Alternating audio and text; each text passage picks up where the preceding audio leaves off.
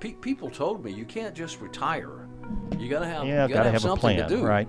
And I never came up with a plan. I never had any hobbies. All I did was work. My life was news. This is Inside Look. I'm Jeff Lyons, joined today by my former boss, colleague, friend, and recent recipient of the Indiana Broadcasters Association Pioneer Award, Bob Freeman. Welcome, Bob. Thank you, Jeff. It's good to see you. You haven't been in this building for many years, right? It has been a whole lot of years. I think you left us about, 21 years ago? I left in 2004. Okay, so that would be about 21 years. Yep. And, of course, you didn't get out of the business. No. You kept on trucking, and we're going to talk about that. And but what I want to do is kind of give people a sense for who you are, what you are, news director and so forth, what that is. So that's kind of our groundwork. Okay. And you always, we'll get into what you always did in just a couple minutes. But first off, so where'd you grow up? Where are you from? I grew up in Birmingham, Alabama. In what Roll era, Tide. roughly? Yes.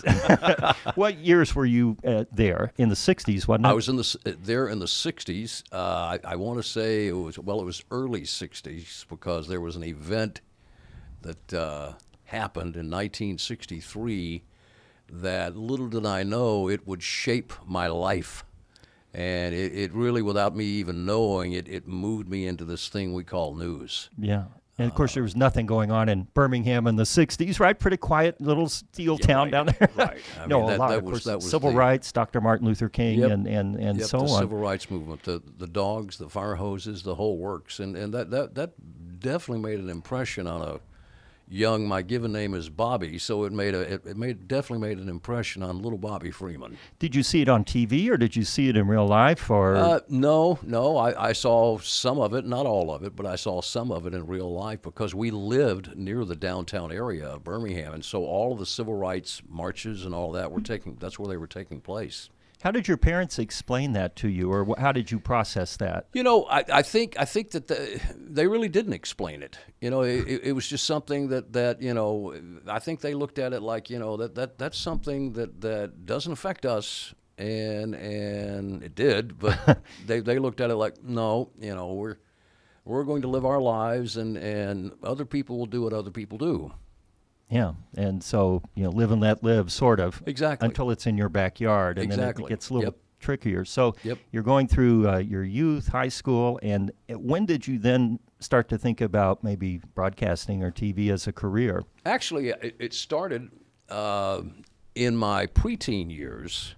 I was a friend of mine, and we would always walk downtown. And one of the places that we would stop was a radio station there. It was WSGN. And I remember one day they actually let us in the studio, and I met a DJ named Steve Norris. And Steve was a really nice guy. And I thought, that's what I want to do. I want to be a disc jockey. Spin the records. I want to spin those records. Spin Stack the hits. Wax, right. Yep.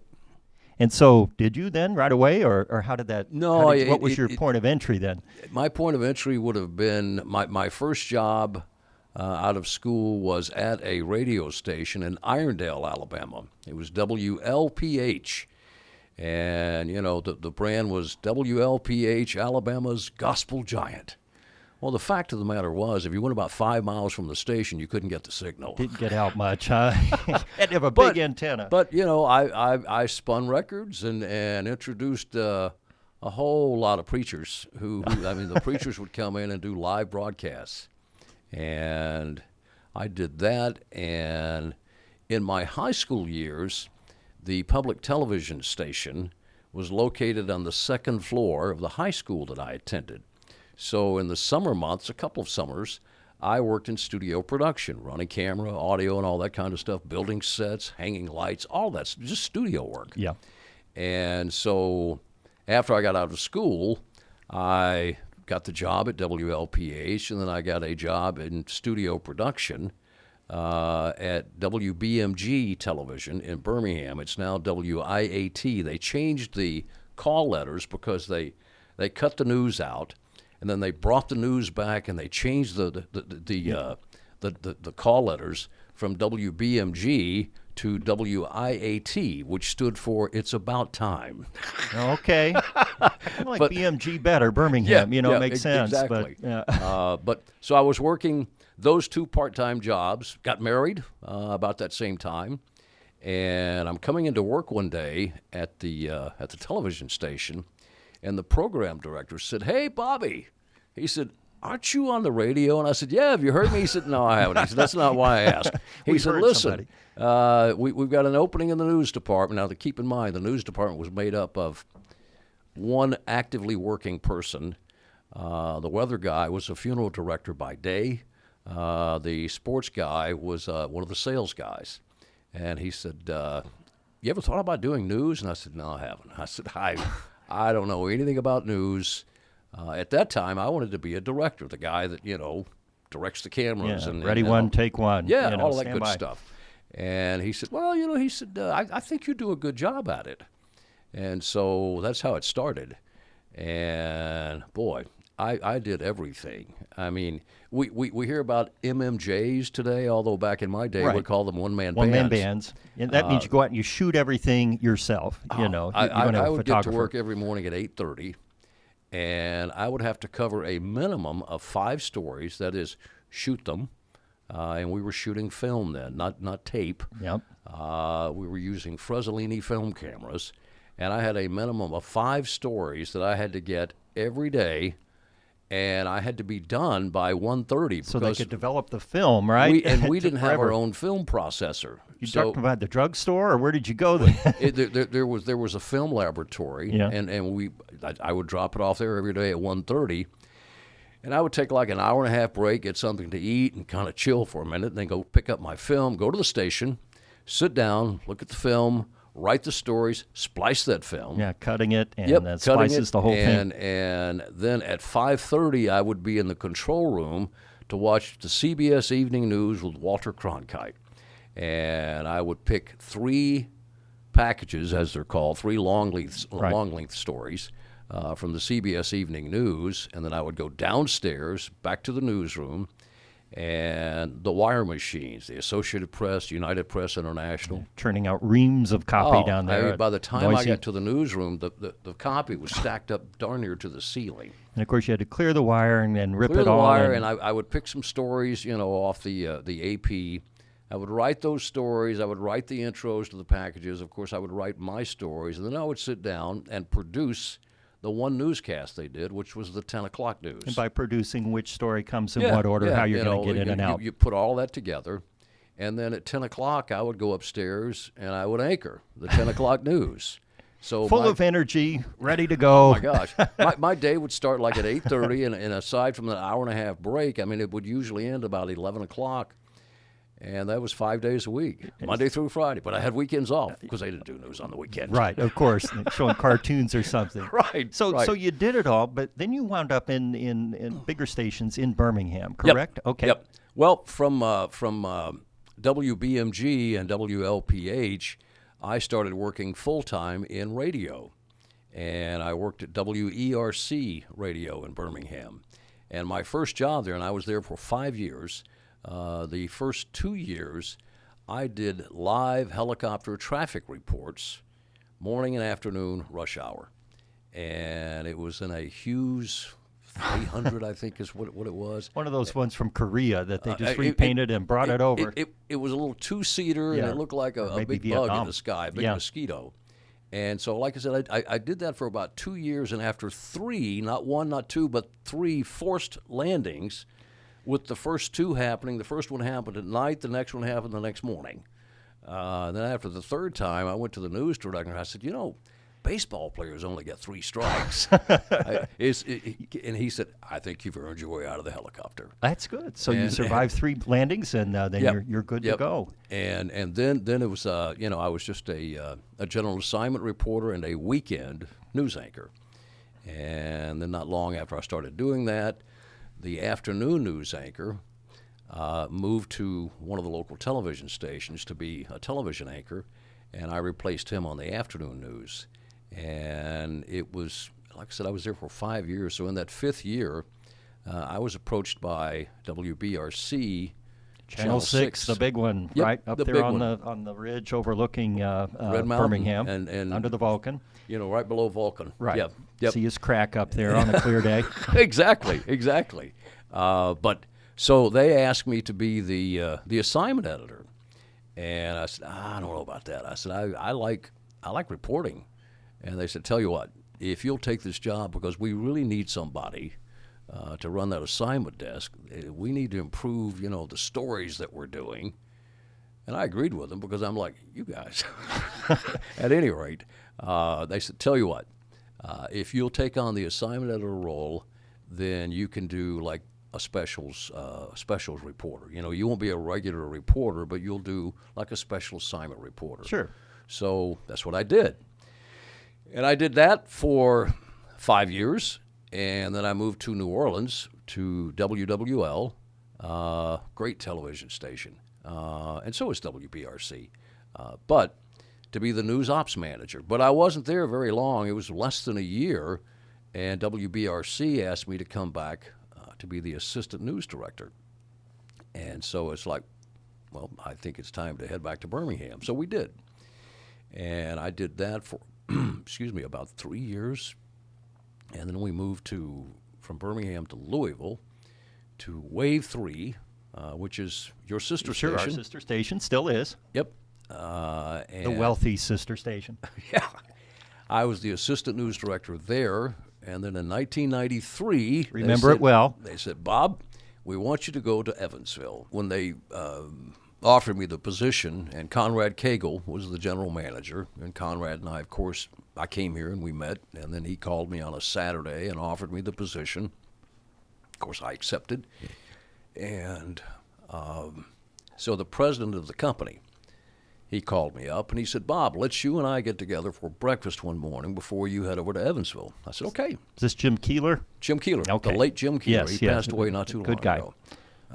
But so we met for breakfast, and, among other things, he said, Bob, he said, you're going to the top-rated station in the market. He said, WFIE is the big dog.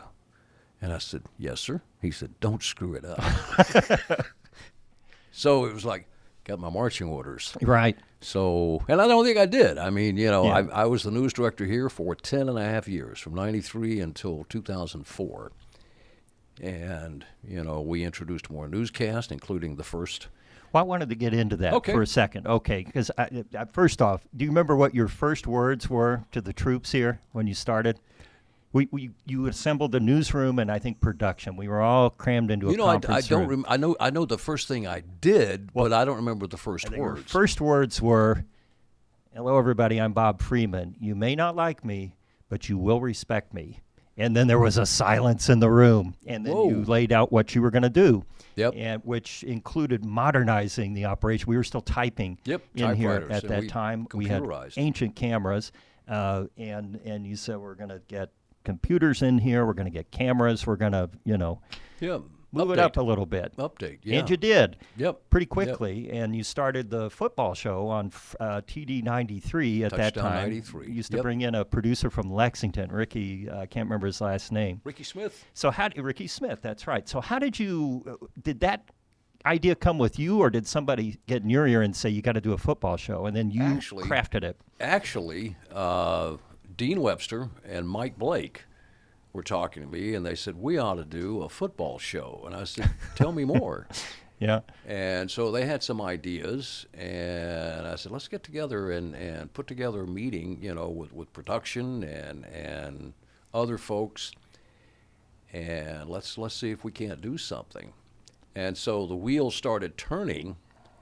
The mistake I made in all that, Jeff, was I didn't tell Conrad. It's come to my attention that we're doing a show without authorization. I get a call to the big office one day. That's right. That would happen from time to time. Oh, yeah. And I get to the door, and he said, come on in. And close the door. Close the door. And so I sat down. I said, what's up? He said, well, you've certainly been busy. He said, I understand that you want to do a football show. And I said, yes, sir. I said, everyone's really pulling together on this. I think it's going to be something good. He said, that's good. when were you going to tell me? And I went, oh, yeah. I said, I am sorry, you know, and you know, he said, I like what you're doing. He said, but you got to tell me what you're doing. There was always a pecking order, and it was very clear with him. And he was one of the great general managers, you know, back then. And of course, the show itself became sponsored in a revenue center, you know. So I can't imagine anybody would demote you for, you know, pushing that one through. Oh, by the way, after he told me that, he said, okay, you can leave. And leave the door open. Right. Okay. Tell Joyce on your way out. So you sold the show, or sales sold the show, and it took off, and it had themes. It was completely different. Oh, yeah. And that was, I think, in the 11 years we worked together, the one thing that stuck out in my mind was you were creative. That you always seemed frustrated by the way stuff had been done. We stacked a newscast. You know, we always do news, weather, sport. Let's do it this way. Right. Unfortunately, you'd make that decision like at 20 till 5. You know, it's like, oh, wait a minute, Bob. But I think a lot of, maybe I'm wrong, but your creative side, you let it come out, and we did these things. And sometimes we took risks and it didn't work. Other times they worked pretty well. So other than the football show, what were your other proud accomplishments where we did something just completely different? The morning newscast, Sunrise. It started as a 1-hour show, Dan Katz and Hamilton Northcutt. And it took off. It took off, and you know, the general manager, I can't remember who the general manager was at that time. Would have been John Cottingham. Yeah, John Cottingham. And John said, I think we can do another hour. I said, yeah, we can. And so we upped it to a 2-hour morning newscast. And it got great ratings. It sold. The revenue stream was there. And you know what I was learning along the way, because I've always, I didn't know it, but I realized it in later years. I was a producer at heart. I was going to say that you always product. Had your hand in the news. And, and you know, everything. And that's why I would say it was kind of like Conrad in a way. Everything kind of had to go through. If you found out about something around the horn, that was never good. You know, so you know, we tried to keep you in the loop as much as we could, but we also, what are you saying, Jeff, had that's right. Harsh. Maybe a little. No, I know I was at times. So at times, yeah, but you know, but there were many other things that you kind of pushed through. That I'm sure there was resistance. I may have been part of that resistance at times, but what was the good part about it? What was the bad part about that? Like you'd wake up with an idea and you'd think, I think we can do this, and then come in and everybody was like, oh no, and you had to get everybody to buy in. I think it's human inclination that when you want to start something new, people, including myself, tend to look at it as, oh, okay, that's more work for me, right? You know, so there's that resistance. So you gotta knock down that wall of resistance first thing. You got to get buy-in. So you have to sell your idea to the people who are going to be doing it. And sometimes that was, you know, easier said than done. But, you know, I think fortunately it was more easier done. Right. Than you know, I may have initially thought. You used to sometimes come into the afternoon news meeting and you know, we go around the table, everybody pitch an idea for a story. And more morning, I think, than afternoon. Right. And you'd listen to them all, and some days you'd be pleased, and out everybody would go, and they'd do their thing. Other times, we had crap, basically. You know, nobody had a good story, and that would get you going. And then you would always ask this question, somewhat rhetorically, because we didn't have time to answer it. You'd say, well, what is news? So I'm going to ask you that question now, because we don't have a newscast coming up. What do you think is news? To Bob Freeman, what is news? I think news is, what are people talking about today, and or what will people be talking about tomorrow when they learn that, you know, that the Birmingham City Council, not the Birmingham, but the Evansville City Council has approved the mayor's property tax increase. Now, what we want to do is because I was big on and still am big on doing stories about people, through people. I was never big on officials, and I always hated stories where all you saw was meeting video, which I called BOPSA video. BOPSA is boring old people sitting around. Right. And BOPSA video, a soundbite or a talking head with an official, a city council member, the mayor, and then some more BOPSA video and another soundbite with another official, and some more BOPSA video and a stand-up, which are literally just standing up, and an out cue. Bob Freeman, 14 News. To me, quite frankly, it was like watching paint dry. It's like there's this story. Not only is it not interesting, it's informative, but what I want to know is how is it going to impact me, the taxpayer? So let's get that story out of the meeting and let's go into neighborhoods and talk to people and ask them about this property tax increase. Incorporate that in the story. Yes, you're going to have some BOPSA video, but then you're also going to have some nice beauty shots of a neighborhood, some natural sound, and I love natural sound in stories. I always thought, and still do, some of the best stories I've seen, I never heard a reporter or an anchor say a word. It was just sound and pictures. The sound in there. Yeah. So, but easier said than done because we're working on deadline pressure. Sometimes you get out there and this story has to turn in an hour and a half, right, and you don't have time. And I think that's where the frustration still comes from today, where you think of how the story could be versus what you had to compromise. Right. And I found that when I reported and other things where you're pressed for time, and you're like, oh, just let the soundbite run long and repeat that shot, and you kind of go for mediocre because you got to get on the air. So how do you cure that? Or I guess there is no cure because that kind of stuff that you describe is still on the air on all stations. Sure, yeah. It's just unavoidable. I think you make the expectation clear of what is a good story and what is the expectation of the stories that we're going to be producing out of here. Are we going to do like everyone else and just do the boring old stories? No. We're going to be the differentiator. And people are going to realize that, and they're going to say, I like the way these people cover the news. I like the people doing the news. I mean, in television, it's a visual medium. So the people that are delivering the news, you got to like them, because if the viewer doesn't like you can have the best stories in the world, but if they don't like the guy or the gal reading it, they're not going to watch. It's like, I don't like that person. Do you think that's still as important, though, in the streaming realm? And there's so many content creators out there and outlets for news. Now it's stories and just all content. How important is that anymore? I still think it is very, very important. I mean, because I have always believed that viewers are smart. They're a lot smarter than we give them credit. And they know when they're watching a television newscast, that's a kid doing the news. Yeah. How long is this kid? Oh no. Yeah. Really. And I mean, nothing wrong with young people, because those young people, you teach them, they learn, and they become good journalists, and that's what you want. But I think you have to. I think you don't just throw them out there, throw them to the wolves. Yeah. I mean, it's by degrees, and you're working with them, and you're going over those stories with them.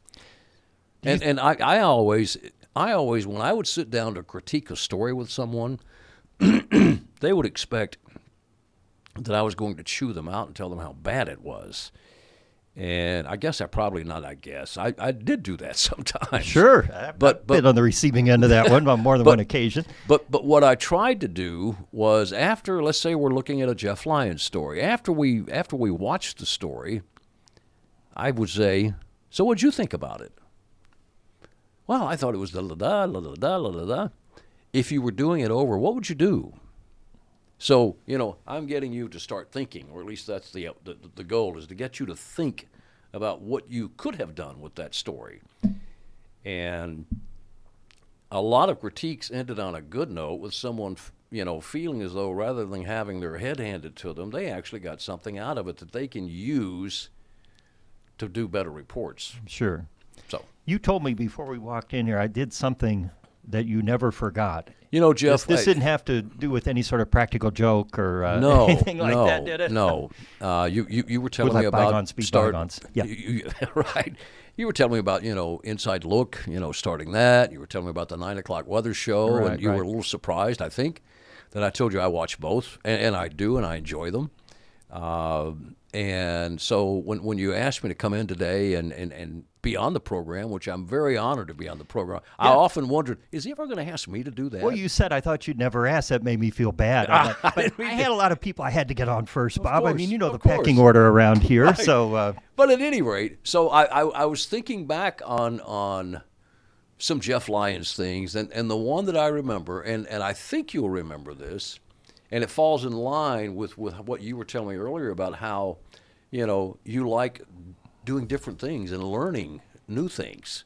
And I remember when you came to the office one day and you said, I want to do live weather, which was not unusual. I said, okay, where are you going to be? You said, I'm going to be at so-and-so.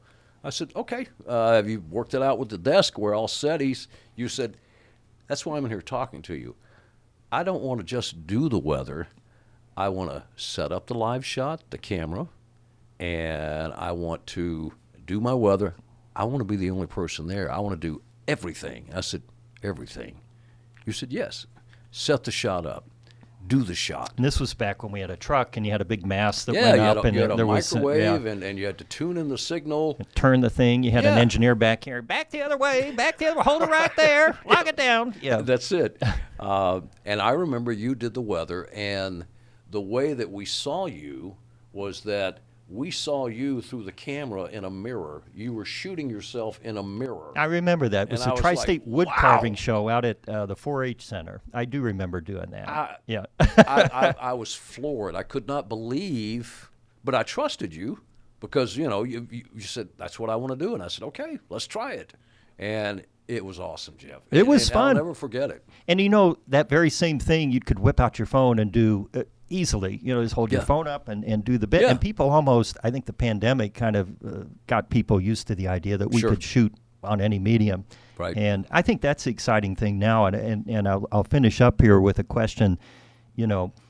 What is news doing, local news? What are we doing right? What are we doing wrong? What can we fix? What should we keep doing right now? The way you assess it, since you've been at it for many, many years and still are over on Wiki. Yeah, we can still hear you doing the as I was news. telling you earlier, I Yeah. get to scratch that itch because I miss the heck out of it. But I don't want to work full time again. Right. I enjoy retirement. But I fill in on Wiki doing the morning and afternoon news, and it scratches the itch, and I love it. And I love working with Dennis and Diane and Aaron and all those guys over there. And Jay Zimmer's my boss now. He used to be a That's reporter interesting. here. Yes. Oh, I do remember. Yeah, we talked about that. Jay was on Yeah. a previous podcast. He kind of beat the weeds down for you then to come in. Is that what it Yeah. was? Because See, I watched that, and I loved it. Yeah. I loved it. Well, Jay's a But at any character. rate, Yeah. to answer your question, I don't know that there would be a whole lot I would change other than to continue doing what we're doing. When I did the Hall of Fame induction a week ago yesterday, one of the things that I talked about was how I didn't get into this business for recognition. And I truly didn't, because I told you earlier it's not even what I wanted to do. I wanted to be a director. I got into it because of the connection. And that connection, very simply, is how, with just a microphone or a camera, you can reach someone. You can inform them, comfort them, make them laugh, or help them to not feel alone. and with today's, and this is pretty much coming out of my acceptance comment. That's all right. With today's rapidly changing broadcast world, I hope that we can keep that connection with our viewers and our listeners, because I believe with all my heart that our voices do carry, and what we do or don't do does matter. And I'm a little concerned about that with all the big mergers that are taking place, the mergers, the buyouts, the consolidation, that voice is getting smaller and smaller. Right. We don't have a variety of voices like we used to, at least right, not on broadcasting. Right, Yeah. and I worry that, and I hope that that's not the case, but I worry that the quality might suffer because you're doing more with less. I mean, whatever folks might say, and I can say this now, whatever the corporate guys say, it's all about doing more with less. We're going to have 2 or 3 stations in the market, and we're going to do it with a half of the size of those 2 or 3 stations. And can it be done? Yes, it can. It's being done, and it's being done well in some markets because it can be done.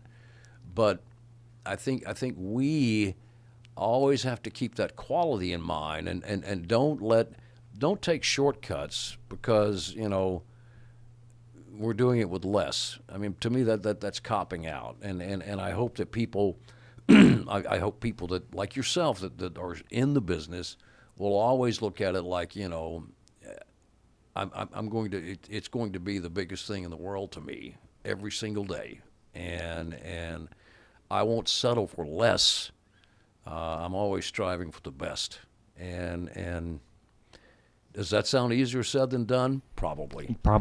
But can it be done? I think it can. Needs a good push from somebody. It somewhere. Needs a push. Yeah, that's right. Well, maybe you could come off the bench and start pushing people around. You got to go in that direction. So, Bob, I really appreciate you coming out and talking with me today. I've enjoyed talking to you. Inside Look. I'm sorry it's been so long. It has been a long time. I probably should have you back. You should do a podcast. Have you thought about it? No, I haven't. Okay. I haven't because it wouldn't be nearly as good as you are. No, seriously, you do an excellent job on this.